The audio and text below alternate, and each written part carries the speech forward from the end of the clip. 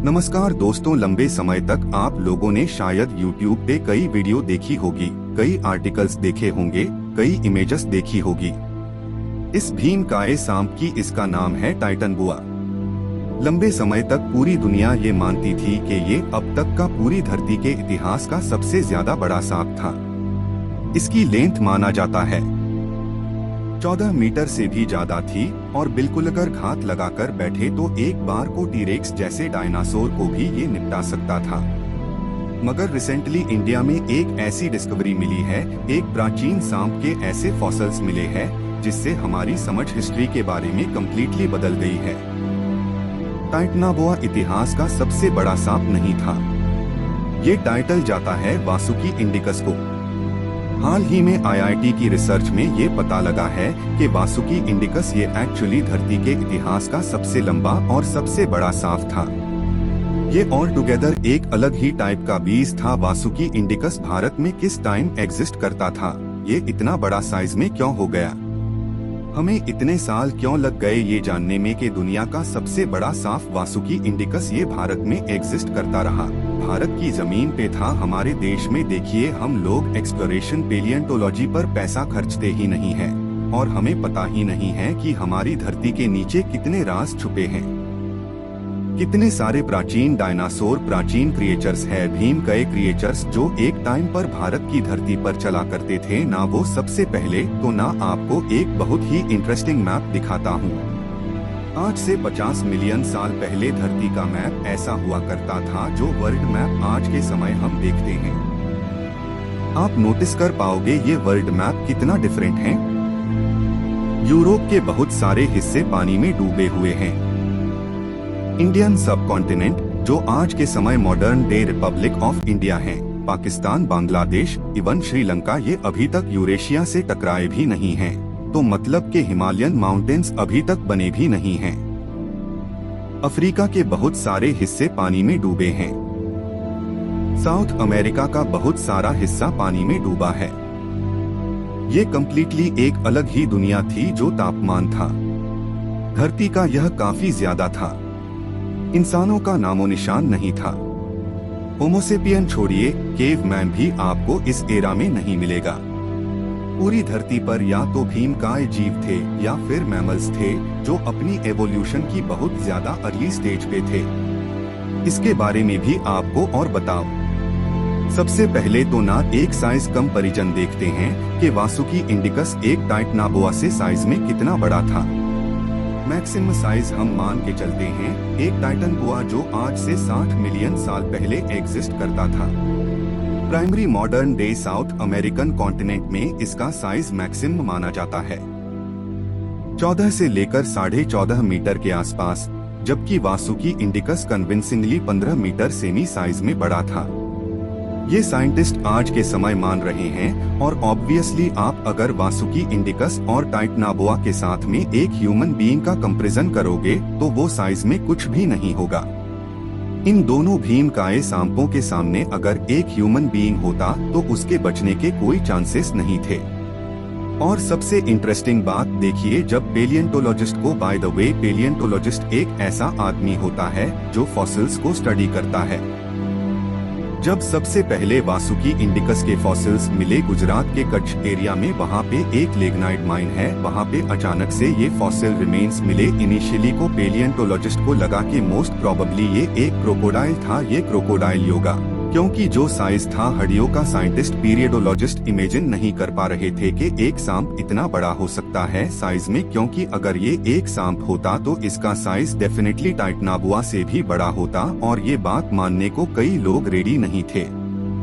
धीरे धीरे और डिस्कवरी हुई और स्टडीज हुई और इवेंटली पता लगा कि नहीं, जिसको हम क्रोकोडाइल मान रहे थे ये तो एक्चुअली एक सांप था और फिर फाइनली इसे एक नाम भी दिया गया वासुकी। ये नाम भी बहुत ही इंटरेस्टिंग है।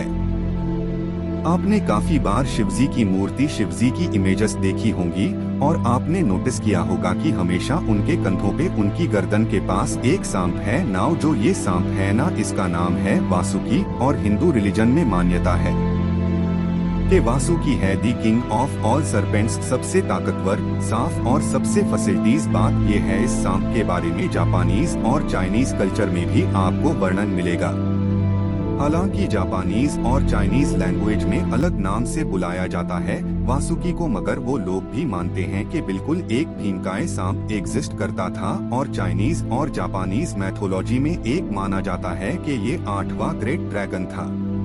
तो अब आप समझ गए होंगे कि जब दुनिया का सबसे बड़ा सांप मिला तो ये क्यों डिसाइड किया गया कि इसका नाम होगा वासुकी इंडिकस, क्योंकि इसकी खोज भारत में हुई है और जितना इस प्राचीन क्रीचर की फॉसिल्स को स्टडी किया गया है हमें यही पता लगा है कि इसके अटैक करने का तरीका मॉडर्न डे एनाकोंडस जैसा हुआ होगा।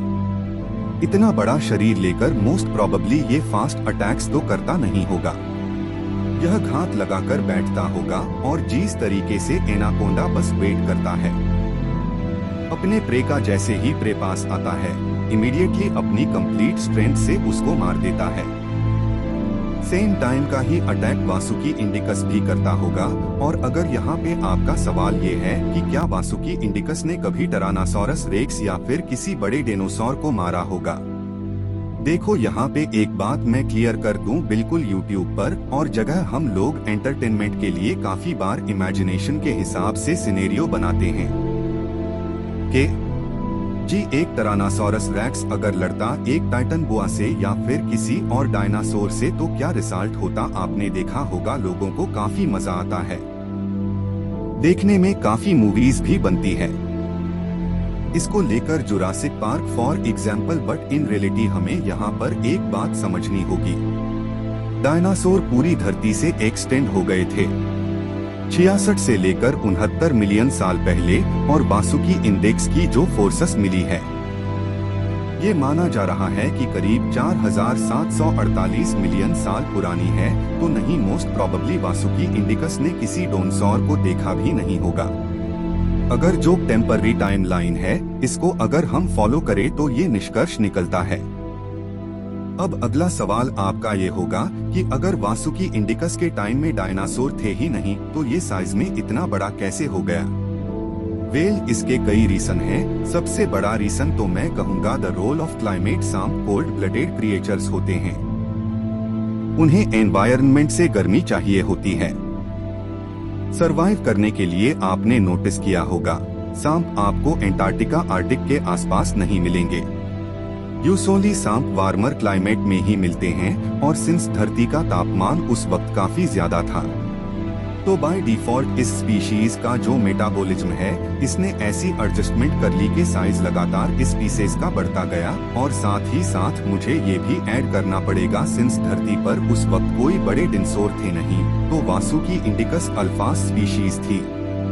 पूरा जो फूड पिरामिड है उसमें आप कह सकते हैं जो टॉप पे कुछ स्पीशीज होती है जिनका शिकार किया नहीं जाता, वो बस बाकियों का शिकार करते हैं।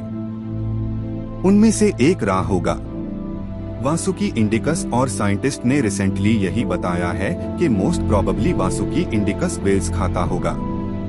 आज के समय जो मॉडर्न डे भीमकाय है वेल्स है वो नहीं। वेल्स इनिशियली कुछ हद तक ऐसी दिखा करती थी। 50 मिलियन साल पहले ये था अर्ली फॉर्म वेल्स का, धीरे धीरे इवॉल्व करके वेल्स एक कम्प्लीटली एक्वाटिक स्पेस बन गई। और इंटरेस्टिंगली जो मॉडर्न डे वेल्स है इनकी जो शुरुआत है ये मॉडर्न डे इंडिया पाकिस्तान का जो रीजियन है यहीं पर हुई थी। तो आप सोच कर देखिए वासुकी इंडिकस के लिए सिचुएशन कितनी फेवरेबल रही होगी। इसका शिकार करने वाला कोई है नहीं, आसपास जो भी मैमल्स है जो भी क्रीचर्स है साइज में से काफी छोटे हैं तो फूड की कोई कमी नहीं थी। क्लाइमेट इसके पक्ष में था तो साइज में ये लगातार बड़ा होता गया। और अगर यहाँ पे आपका सवाल है कि वासुकी इंडिकस विलुप्त कैसे हुआ, देखिए स्पीशीज आती है और काफी बार एक्सटिंक्ट हो जाती है। कई कारणों की वजह से क्लाइमेट में कुछ बदलाव हो गए और उसके अलावा खैर हमने ये भी समझना होगा कि बहुत ही जल्द जिस जगह पे वासुकी इंडिकस था, जिस कॉन्टिनेंट पे वासुकी इंडिकस था, ये कॉन्टिनेंट टकराने वाला था यूरेशियन कॉन्टिनेंट से। तो एक बहुत ही बड़ा जियोलॉजिकल इवेंट भी होने वाला था जिससे क्लाइमेट में फूड सप्लाई में बड़ा चेंज आया होगा और वासुकी इंडिकस जैसे सांप इवेंचुअली एक्सटिंक्ट हो गए। ऑब्वियसली सांप अगर हम बात करें, इस ए रेप्टाइल आज भी जीवित है, हर जगह जीवित है, बस उनका वो साइज नहीं रहा जो एक टाइम पर वासुकी इंडिकस जैसे सांपों का हुआ करता था। और अगर यहाँ पे आपका सवाल ये है कि हम लोग वासुकी इंडिकस के बारे में अब बात भी क्यों करें, ठीक है, एक जमाने में 5 करोड़ साल पहले रहा होगा एक सांप, हमें क्या, देखिए ये आज के समय एक अनटेप्ड इंडस्ट्री है जो हम टैप नहीं कर रहे हैं। आज का समय पूरी दुनिया, यूरोप, यूएस, चाइना, जापान, हर जगह लेख लिखे जा रहे हैं। वासुकी इंडिकस के बारे में यहाँ पे आप देख पाओगे, CNN वर्ल्ड का आर्टिकल है, colossal prehistoric snake discovered in India. पूरी दुनिया बात कर रही है कि टाइटनाबोआ से भी बड़ा सांप इंडिया में मिला है। इससे देखिए टूरिज्म इकट्ठा होता है। कई देश है दुनिया भर में जिन्होंने डायनासोर टूरिज्म की इंडस्ट्री बना रखी है। USA इसका प्राइम एग्जाम्पल है। USA में कहीं भी डायनासोर की फॉसिल्स मिलती है, ये लोग एक पूरा म्यूजियम खड़ा कर देते हैं। म्यूजियम में टूरिस्ट आते हैं, विजिटर्स आते हैं, रेवेन्यू होता है जेनरेट। इंडिया में भी मैं आपको बता दूं, कई हमारे छोटे शहर है, गांव है, अगर वहां पे डिस्कवरी होती है एक डायनासोर की या फिर वासुकी इंडिकस जैसे एक प्राचीन क्रीचर की, तो इस डिस्कवरी मात्रा से ही उस पूरे क्षेत्र की इकोनॉमी पर एक बड़ा इम्पैक्ट आ सकता है। आप वहां पे म्यूजियम बना, आप वहां पर पैलियोंटोलॉजिस्ट को इनवाइट करो, उनके रहने के लिए होटल्स वहां पे होने चाहिए, स्टडी करने के लिए प्रॉपर जगह होनी चाहिए। आप देखोगे दुनिया भर से लोग भारत में आएंगे, पैसा खर्चेंगे इंडिया में, और इंडिया का नाम भी फेमस होगा as an important destination for palaeontologist, क्योंकि याद रखिएगा इंडिया में अभी डिस्कवरी हुई ही नहीं है। हमने अभी तक प्रॉपरली अपने देश की धरती को खोदा ही नहीं है। हमें पता ही नहीं है कि कौन कौन सी मिस्ट्री दबी हुई है, कौन कौन से प्राचीन डायनासोर यहाँ पे थे, कौन कौन से प्राचीन क्रिएचर थे जिनके बारे में शायद पूरी दुनिया को अभी आइडिया ही नहीं है। तो ये एक उनतप इंडस्ट्री है, हमें डेफिनेटली इसमें टैप करना चाहिए और इससे millions perhaps billions of dollars का लॉन्ग टर्म में फायदा होगा।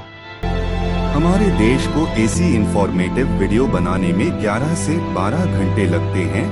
कृपया 1000 सब्सक्राइबर्स पूरे करने में सहायता करें।